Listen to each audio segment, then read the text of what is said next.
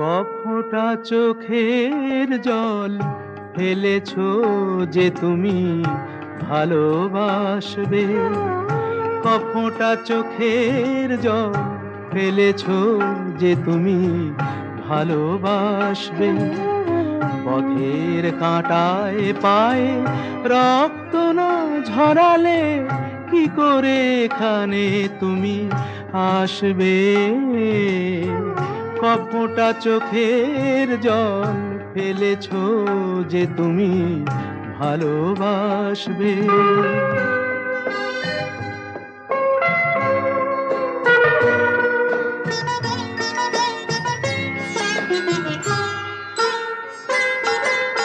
কটা রাত কাটিয়েছো জেগে স্বপ্নের মিথ্যে আবেগে।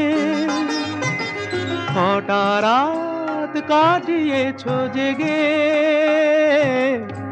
স্বপ্নের মিথ্যে আবেগে। কি এমন দুঃখকে সয়েছো যে তুমি এত সহজেই হাসবে।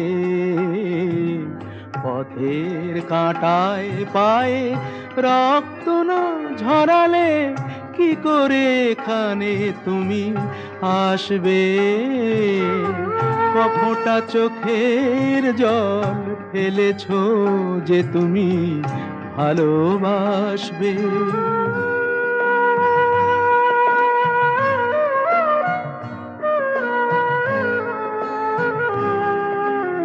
হাজার কাজের ভিড়ে সময় তো হয়নি তোমার।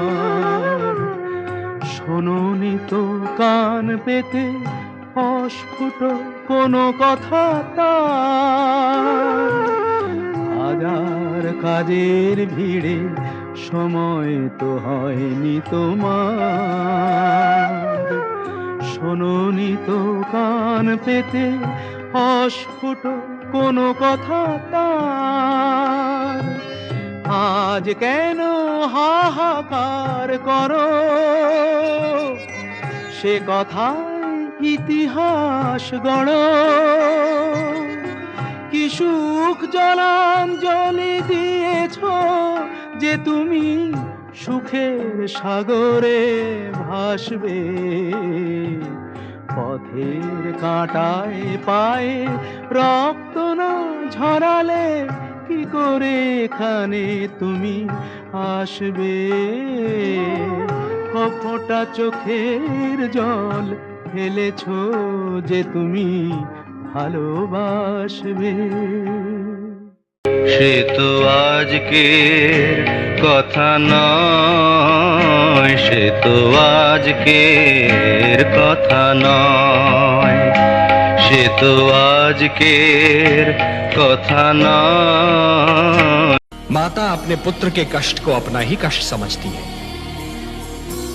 जिस प्रकार घटा धरती पर बरसने के लिए व्याकुल रहती है, जिस प्रकार एक पुष्प वातावरण में अपनी सुगंध फैलाने के लिए व्याकुल रहता है, उसी प्रकार एक माता भी अपने पुत्र पर हृदय का सारा प्रेम लुटाने के लिए व्याकुल रहती है। ममता इस सृष्टि की सुंदर भावना है। धन्य है ये माता। मैं ऐसी माताओं को प्रणाम करता हूं।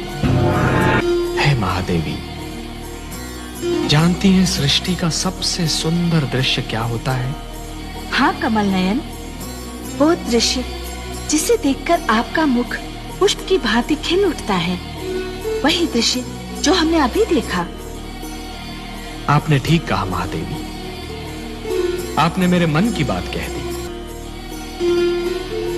जब मां अपने पुत्र का दुख बांटने का प्रयास करती है तो मुझे लगता है कि सृष्टि का निर्माण निरर्थक नहीं था।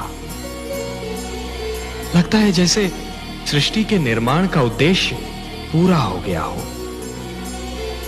हे कमल नयन, माता और संतान का संबंध सृष्टि का सबसे सुंदर और सबसे शक्तिशाली संबंध है। तो पिता और पुत्र का भी नहीं होता। पुत्र पिता का अंश अवश्य होता है, किंतु माता का तो पुत्र विस्तार होता है। इसीलिए तो माता अपने पुत्र का दुख देख नहीं पाती। पुत्र का दुख, पुत्र का कष्ट माता के लिए स्वयं उसी का दुख, उसी का कष्ट बन जाता है। हाँ महादेवी, आपने माता और पुत्र के संबंध को एक सुंदर परिभाषा दे दी।